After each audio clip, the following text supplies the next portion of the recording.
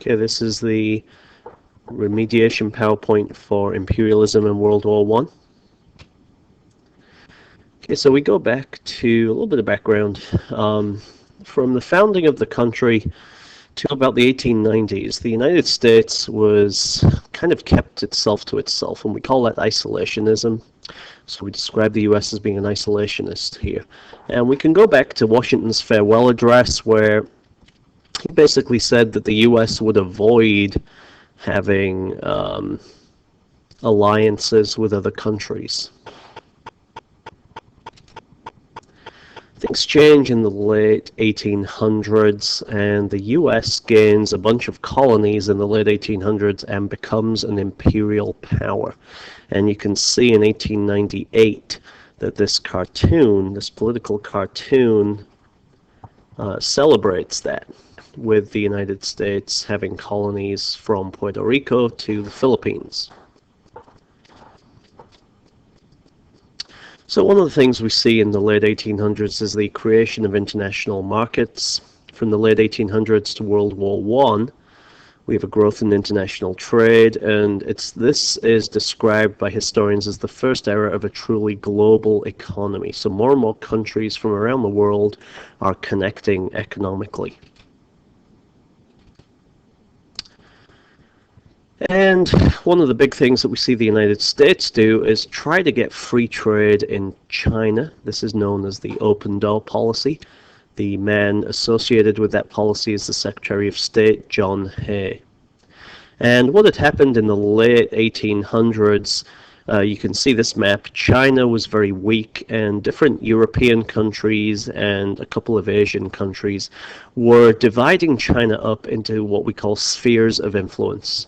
And on this map, you can see the different spheres of influence. So here, this red area is the Russian sphere of influence. Not surprisingly, that's in the northern part of China. Basically, in these spheres of influences, whichever power had control would basically control the trade in that area. And the United States wanted to open up China to everyone. Here's a cartoon that shows the US attitude. Here are the different countries carving China up. And you can see that the United States, there's Uncle Sam, basically saying, hey, that's not what we're going to do here. Another important part of this topic would be William Howard Taft, pictured right there. His approach to diplomacy we call dollar diplomacy. This is where he wanted to use the power of the United States dollar. He wanted American businesses and banks to invest in Latin America, and he hoped that by doing that, Latin American countries would see the United States in a positive light. And Taft promised that the United States would step in if the investments that banks and businesses had made would have been threatened. That's known as dollar diplomacy. And in fact, in the early 1900s, the United States intervenes in Central and South America several times when it feels that its financial interests are at stake. Let's talk about Latin America a little bit. By the 1890s, all that remained of Spain's New World Empire was Puerto Rico and Cuba. And Cuba's going to be important. In 1895, Cubans rebelled against Spain, and the United States is going to defend the Cubans and fight a war against the Spanish. It's a very brief war, and the United States is going to win it in 1898. And you can see that's an American cartoon, and the fear is that Cuba will descend into anarchy. It's going from the frying pan of Spanish misrule into the fire of anarchy unless the United States does something to help.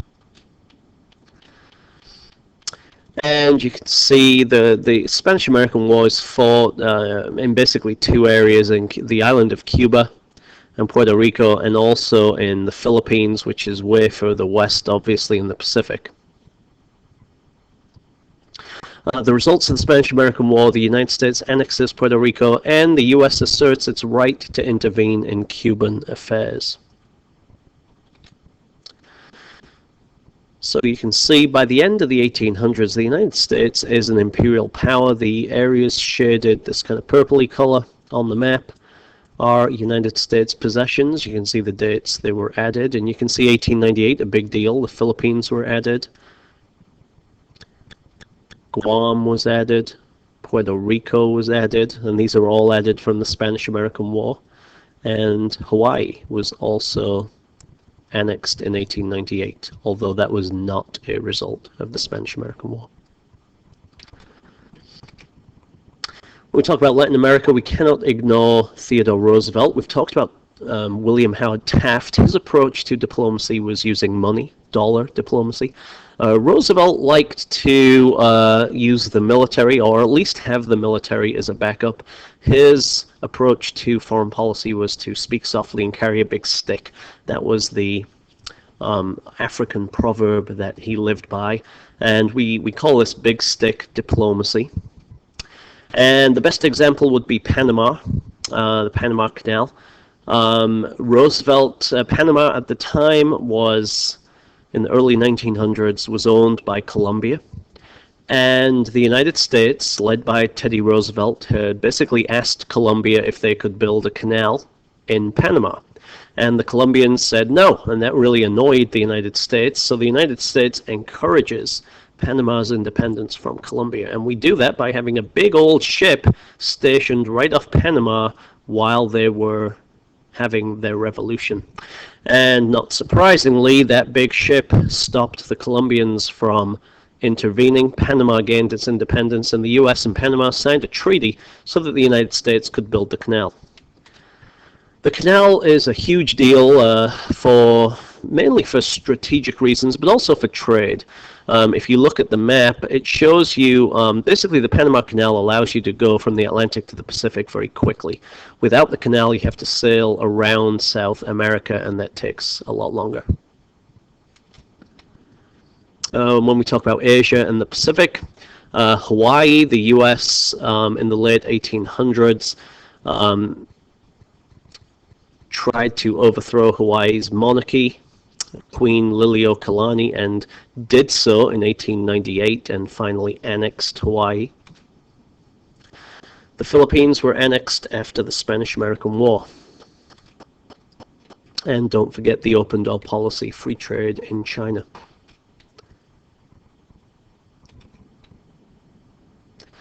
US involvement in World War I. World War I began in Europe in 1914 when Germany and Austria-Hungary went to war with Britain, France, and Russia.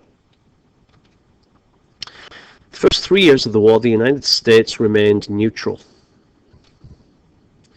And this was popular. Most Americans did not want to get involved in the European war, especially because after the first couple of months of the war, we saw some horrific battles. Battles where hundreds of thousands of people died at a time, and most Americans didn't want to get involved in that. So here's a map that just shows you visually the divide here. So the main Allied powers in World War I, Great Britain, France, and Russia. The central powers we refer to as German Empire and the Austro-Hungarian Empire, and also the Ottoman Empire. The US does eventually get involved in World War I. The decision to enter the war is the result of continued German submarine warfare. What had happened, Great Britain or the United Kingdom had blockaded Europe to try and stop supplies getting to Germany, and the Germans had retaliated by attacking British ships with submarines. And the problem was they were attacking all ships, not just British ships, and this map shows you by the end of the war, from May 1917 to January 1918, all these little red dots on the map are ships that were sunk by German submarines. And there's a German World War I submarine. And the United States, as we always do when we go to war, we took the moral high ground. We said that we wanted to make the world safe for democracy. And that was a quote from Woodrow Wilson. Now, the US joining the war at the end, the US obviously has a lot of available men and a lot of money and military resources, and that is going to help to defeat Germany. Germany, in fact, surrenders earlier than it really had to, but Germany knew that they were probably going to lose the war, and Woodrow Wilson had come up with a plan called the 14 Points to eliminate the causes of war. This plan had several key points. The big thing was it did not want to punish Germany. And so the Germans basically surrendered earlier than they had to because they thought they could get a better deal with these 14 points. The big points from the 14 points are right here. Self-determination, that means that Wilson wanted ethnic groups in Europe and around the world to have their own countries. Freedom of the seas, that was what had caused the United States to join the war, was Germany attacking ships. The League of Nations was the big thing that Wilson wanted. Wilson wanted an international organization that every country in the world would be a member of, and that this organization would prevent future war by collectively acting against aggressive countries.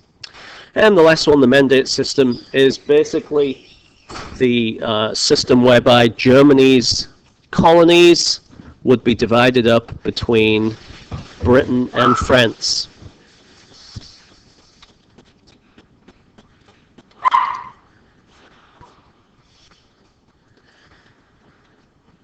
Treaty that ended World War I was a treaty that kind of went against a lot of what Wilson wanted. And the Treaty of Versailles, the French and the English insisted on punishing Germany. Wilson agreed to that only because the League of Nations was included in the final treaty. National boundaries were redrawn in Europe, and a lot of new nations were created. So if we look at these two maps, you see the map on the left, Germany and Austria-Hungary before the war. You can see Central Europe especially changes a lot. Germany loses territory, Austria-Hungary loses, Austria-Hungary doesn't exist as a country, and a country called Yugoslavia is created. Now, Wilson had a treaty. He didn't particularly like the treaty, but he did have the League of Nations, and Wilson wanted the United States to sign the Treaty of Versailles and join the League of Nations. But a lot of Americans actually were scared of the League of Nations. A lot of Americans objected to American foreign policy decisions being made by an international organization, not by US political leaders. And as a result, the Senate did not ratify or approve the Treaty of Versailles.